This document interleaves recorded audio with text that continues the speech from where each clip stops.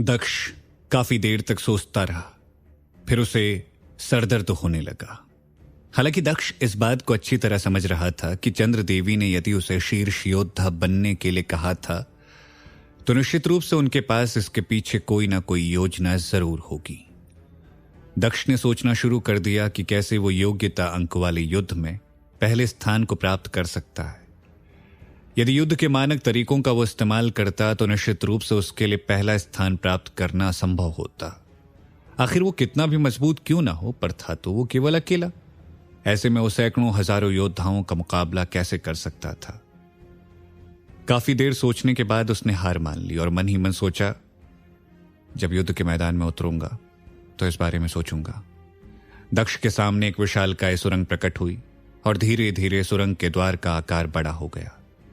त्रिखा ने दक्ष से कहा, कुल 4 सुरंगें दिखाई दे रही हैं। प्रत्येक सुरंग का दूसरा मुहाना हंस क्षेत्र के अलग अलग हिस्सों में खुलता है। 2 घंटे बाद स्वर्ग क्षेत्र के 7 क्षेत्रों के योद्धा हंस क्षेत्र के दूसरे मुहाने पर पहुंच गए। सभी तेजी से आगे बढ़ रहे थे। गौखुर क्षेत्र के 1 लाख योद्धा तेजी से हंस क्षेत्र के 4 अलग अलग हिस्सों में बढ़ने लगे। अचानक विपरीत दिशा से किसी अदृश्य शक्ति ने हमला कर दिया। गौखुर क्षेत्र के योद्धा बारिश की बूंदों की तरह जमीन पर गिर पड़े। गौखुर क्षेत्र के योद्धा संगठित होने से पहले ही तितर बितर हो गए। यहां तक कि शीर्षस्थ योद्धाओं के पांव भी कांपने लगे। दक्ष ने खुद के पांव को स्थिर करने के लिए अपनी पूरी आध्यात्मिक ऊर्जा का इस्तेमाल किया। तभी उसे परिणीता का ख्याल आया। उसे अपने चारों तरफ देखने के बाद भी परिणीता कहीं नहीं दिखी। दक्ष ने अपनी आध्यात्मिक दृष्टि का इस्तेमाल कर परिणीता की खोज की। परिणीता कहीं नहीं दिखी। हालांकि अपनी आध्यात्मिक शक्तियों का इस्तेमाल कर दक्ष ये पता लगाने में सफल रहा कि परिणीता इस समय उससे दक्षिण पूर्व दिशा में है। स्वर्ग क्षेत्र के सभी 7 क्षेत्रों के योद्धाओं के हंस क्षेत्र में कदम रखते ही भीषण युद्ध शुरू हो गया। दोनों तरफ से खतरनाक हथियारों का इस्तेमाल किया जा रहा था। लुओश जाति के योद्धा वास्तव में बेहद खतरनाक थे। कुछ ही हमलों में उन्होंने स्वर्ग क्षेत्र के कई शक्तिशाली योद्धाओं को घायल कर दिया। दक्ष सतर्क था। उसने अपनी जादुई शक्तियों का इस्तेमाल किया और अगले ही पल उसकी आंखों से प्रकाश की 2 किरणें निकली। प्रकाश की किरणें सामने की एक विशालकाय चट्टान से टकरा गई। जोरदार धमाके के साथ चट्टान टुकड़ों में बंट गई। दक्ष को देखकर उसके करीब मौजूद योद्धाओं के चेहरे का रंग बदल गया। वो हैरान और परेशान दिख रहे थे। उनमें से एक योद्धा ने कहा, यह तो बहुत शक्तिशाली है। ये वास्तव में अपनी आंखों से रोशनी निकालकर इतनी मजबूत पहाड़ी के टुकड़े कर सकता है। जमीन पर लुओश जाति के 12 योद्धा लुढ़के पड़े थे। लुओश जाति के अन्य योद्धाओं ने महसूस किया कि उनके सामने मौजूद योद्धा से निपटना उनके लिए लगभग नामुमकिन है, इसीलिए वो फौरन पीछे हट गए। उन लुओश जाति के उन 12 योद्धाओं की लाश के पास पहुंचकर दक्ष ने उनकी क्षमता का निरीक्षण किया। एक ब्रह्मांड मंडल और 11 अर्ध ब्रह्मांड मंडल के योद्धा की वो योद्धा क्षमता रखते थे। मेरा हमला इतना भी कमजोर नहीं था। सभी 12 योद्धा पुरुष थे। मनीषांक और संजीव हंस ने जैसा बताया था उन्हीं के मुताबिक दिखने में वो बेहद खराब और बदसूरत लग रही थी। तभी 12 योद्धाओं का समूह वहां पहुंचा। उनमें से 11 अर्ध ब्रह्मांड मंडल की क्षमता वाले योद्धा थे और एक ब्रह्मांड मंडल की क्षमता वाला। ब्रह्मांड मंडल की क्षमता वाला वो योद्धा किसी गोरिल्ला की तरह दिख रहा था। उसकी पीठ पर बड़े बड़े पंख उगे हुए थे। उसने अपने गंदे दांतों को दिखाते हुए ऊंची आवाज में दहाड़ लगाई, उसे मार डालो।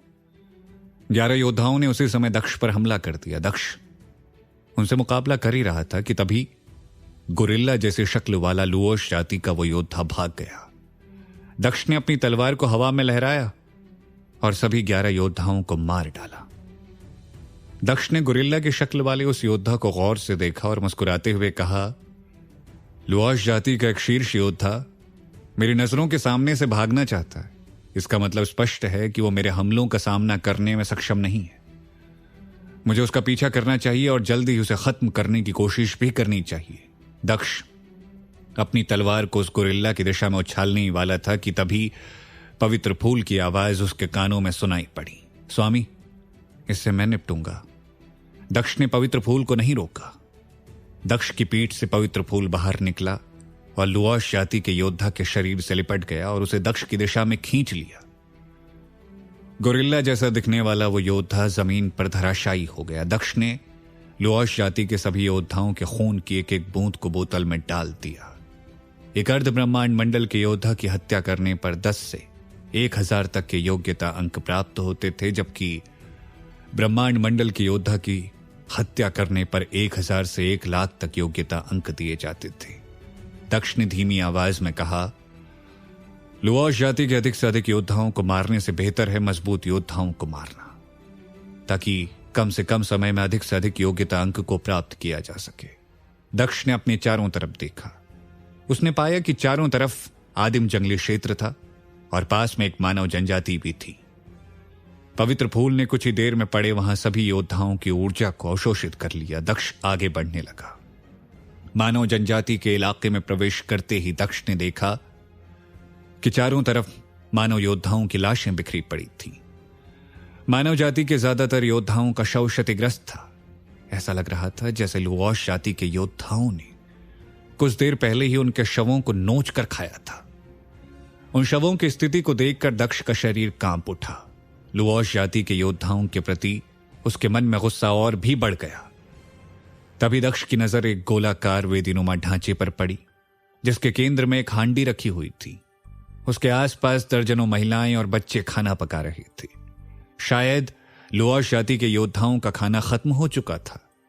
इस दृश्य को देखकर दक्ष की खोपड़ी सुन्न हो गई। दक्ष चिल्लाया, यहां से भाग जाओ, अन्यथा गंभीर परिणाम भुगतने पड़ सकते हैं।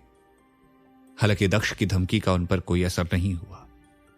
उल्टे उनमें से एक महिला दक्ष की ओर बढ़ने लगी। महिला बेहद खूबसूरत थी। उसकी त्वचा का रंग बर्फ की तरह सफेद और मुलायम था। उसकी शारीरिक कसावट आकर्षक थी। निश्चित रूप से उसे देखकर सामान्य योद्धा का मतिभ्रम हो सकता था। दक्ष ने महसूस किया कि वह महिला अपनी जादुई शक्तियों का इस्तेमाल कर उसके मस्तिष्क को प्रभावित करने की कोशिश कर रही है। दक्ष की आध्यात्मिक शक्तियां बेहद मजबूत थी, इसलिए उस पर थोड़ा सा भी असर नहीं हुआ। तुम इन निम्न स्तरीय मतिभ्रमों का इस्तेमाल कर मुझे मूर्ख बनाने की कोशिश कर रही हो। दक्ष ने अपनी हथेली तकनीक का इस्तेमाल किया और महिला के सर को निशाना बनाते हुए हमला कर दिया। परिणाम स्वरूप महिला वहीं धराशायी हो गई। उसके बाद दक्ष ने अपनी चंद्रहास तलवार को जमीन में गाड़ दिया। तलवार से मजबूत आभा निकली और चारों तरफ फैलने लगी। परिणाम स्वरूप आसपास लुओश जाति के जितने भी योद्धा छिपे थे, सभी के सभी मारे गए। दक्ष ने उनके खून को इकट्ठा किया और फिर सभी लाशों को पवित्र फूल को सौंप दिया। लुओश जाति के योद्धाओं के हथियारों को चंद्रहास तलवार ने अवशोषित कर लिया। दक्ष जानता था कि हंस क्षेत्र में अब तक लुओश जाति के जितने भी योद्धा उसे मिले, उनमें से प्रत्येक की क्षमता कम थी और उसके लिए मुकाबला करना अधिक कठिन या चुनौतीपूर्ण नहीं था। लेकिन आगे की यात्रा बहुत सुलभ नहीं रहने वाली है।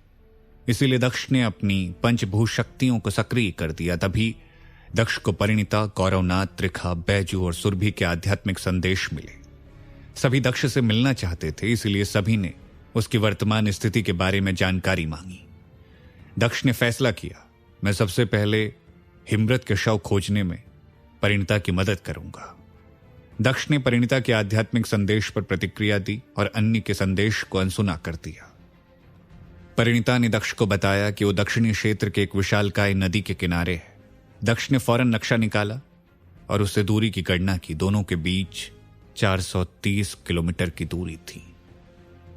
दक्ष ने परिणीता को आध्यात्मिक संदेश भेजते हुए कहा, नदी के आसपास के क्षेत्र में मेरे लिए कोई सुरक्षित जगह ढूंढो और मेरी प्रतीक्षा करो। दक्ष ने पवित्र फूल को आवाज लगाई और अगले ही पल किसी आज्ञाकारी बच्चे की तरह वो दक्ष के सामने हाजिर हो गया। लुओश जाति के योद्धाओं को खाने के बाद वो काफी खुश था। स्वामी, आपका क्या आदेश है? दक्ष ने नक्शे के एक खास हिस्से की ओर इशारा करते हुए कहा, मुझे यहां ले चलो। पवित्र फूल ने सहमति जताई। दक्ष ने कहा, रास्ते में यदि लुओश जाति के योद्धाओं का झुंड दिखे तो उन्हें बिल्कुल भी मत छोड़ना। प्रत्येक की हत्या करते जाना ताकि यात्रा के दौरान तुम्हारा भोजन जारी रहे और हंस क्षेत्र आने का मेरा उद्देश्य भी पूरा होता रहे। दक्ष ने पवित्र फूल को एक बोतल भी दी ताकि उसमें लुओश जाति के योद्धाओं के खून की एक बूंद को जमा कर सके। पवित्र फूल ने कहा, स्वामी, आप इस समय मेरी फिक्र कर रहे हैं, मेरे लिए इतनी लाशों का प्रबंध कर रहे हैं। इससे मेरा पोषण जरूर हो रहा है, लेकिन आप अपने पोषण का भी ख्याल रखें। दक्ष जानता था कि पवित्र फूल चापलूसी कर रहा है, फिर भी उसने मुस्कुराते हुए कहा, मैं अपने पोषण के लिए अमलतास औषधि की बूंदों की ऊर्जा को अवशोषित करना जारी रखूंगा। पवित्र फूल को कुछ और आवश्यक सुझाव देने के बाद दक्ष स्पेस स्टोर के पत्थर के अंदर चला गया और अपना अभ्यास उसने शुरू कर दिया।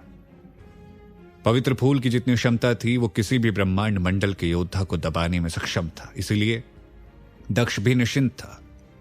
यदि रास्ते में कोई मजबूत प्रतिद्वंदी मिलता तो उससे निपटने के लिए दक्ष स्पेस स्टोर के पत्थर से बाहर निकलकर उसकी मदद करता। स्वर्ग क्षेत्र के सभी योद्धाओं का ध्यान इस समय योग्यता अंक के इस युद्ध पर केंद्रित था। छाया प्रकट होकर हंस क्षेत्र में चल रही गतिविधियों पर सभी नजरें गड़ाए हुए थे। गौखुर क्षेत्र के योद्धाओं को छोड़कर किसी ने भी गौखुर क्षेत्र के योद्धाओं की गतिविधियों पर ध्यान नहीं दिया। गौखुर क्षेत्र के भी वरिष्ठ योद्धाओं में से किसी ने एक बार भी दक्ष पर ध्यान नहीं दिया।